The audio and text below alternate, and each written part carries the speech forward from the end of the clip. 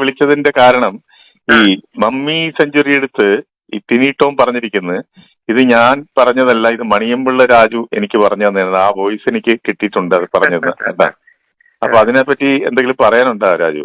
ഒരിക്കലുമില്ല. അതായത് ഞാൻ ഇവനൊന്നും നസൂസിനെ കണ്ടിട്ട് പോലുമില്ല. ഞാൻ നസൂസിനോട്ടൊക്കെ 10-15 പടങ്ങളിൽ അഭിനയിച്ചിട്ടുള്ളതാണ് 75 തൊട്ട്. മാത്രമല്ല ഞാൻ എല്ലാ ഇന്റർവ്യൂകളിലും പ്രസംഗിക്കുമ്പോഴും പറയാറുണ്ട്, ഇത്രയും ദൈവത്തുല്യ ഒരാളിനെ എന്റെ ജീവിതത്തിൽ അതിന് മുമ്പോ അതിന് ശേഷം എത്രയോ പ്രാവശ്യം എന്നോടൊക്കെ പറഞ്ഞിട്ടുണ്ട് രാജു, ഞാൻ കേട്ടിട്ടുള്ളല്ലോ. പിന്നെ എത്രയോ ഫംഗ്ഷനിലാണ് നസീർ സാറിന്റെ വർഷമുള്ള തലങ്ങളിൽ കണ്ടിന്യൂസ് ആയിട്ട് പ്രസംഗിക്കുന്ന ആളാണ് ഞാൻ.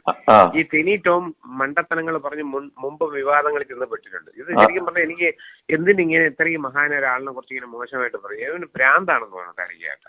അതന്നെ എന്താണ് പുള്ളി പറയുന്ന ഈ നരേന്ദ്രമോദിയെ പറയാമെങ്കിലാണ് പിന്നെ എനിക്ക് പ്രേം നസീർ എന്നുള്ള രീതിയിലാണ് നിൽക്കുന്നതെന്നാണ് മരിച്ചുപോയ ഒരാളാണ് ഇത്രയും പിന്നെ അത് എത്രയോ എങ്ങനെ പറ്റിയൊക്കെ പറയാം. എങ്ങനെ പബ്ലിക് പ്ലാറ്റ്ഫോമിൽ നിന്നിട്ട് ഇങ്ങനെ ഒരു വലിയൊരു മനുഷ്യനെ കുറിച്ച് പറയാൻ പറ്റുന്നെന്നാണ് ഞാൻ ആലോചിക്കുന്നത്. നസീർ സാറിന്റെ റെക്കോർഡാണ് ഏറ്റവും കൂടുതൽ സിനിമ ഏറ്റവും കൂടുതൽ നായികമാരെ. ഞാൻ എന്നോട് ഇത് പറഞ്ഞിട്ട് ഞാൻ വിശ്വസിച്ചില്ല. മണിയമ്പിള്ള രാജു ഒരിക്കലും അങ്ങനെ പറയുന്നില്ല എന്ന് എനിക്കറിയാം. കാരണം നിങ്ങൾ ആരെ പറ്റിയും അങ്ങനെ പറയുന്നത് ഞാൻ കേട്ടിട്ടില്ല. പ്രത്യേകിച്ച് നസീർ സാറിന്റെ നിങ്ങൾ വലിയൊരു ഫാനാണെന്ന് എനിക്കറിയാം. നസീർ സാറിനെ കുറിച്ച് ഒട്ടും പറയാൻ പറ്റില്ല, ഒരിക്കലും പറയത്തില്ല. ദൈവതുല്യനാണ്. അതെ അതെ.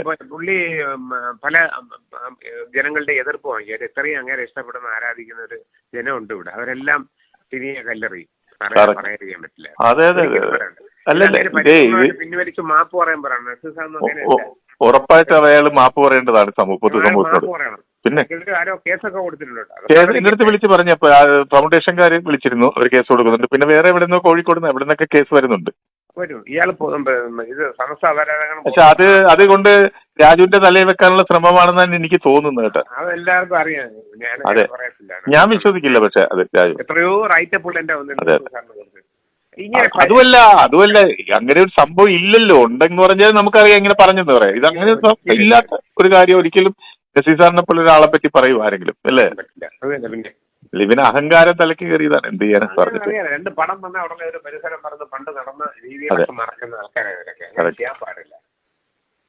അപ്പൊ ഞാനിതൊന്നും അറിയാൻ വേണ്ടിയാണ് വിളിച്ചത്. Okay, thank you Raju.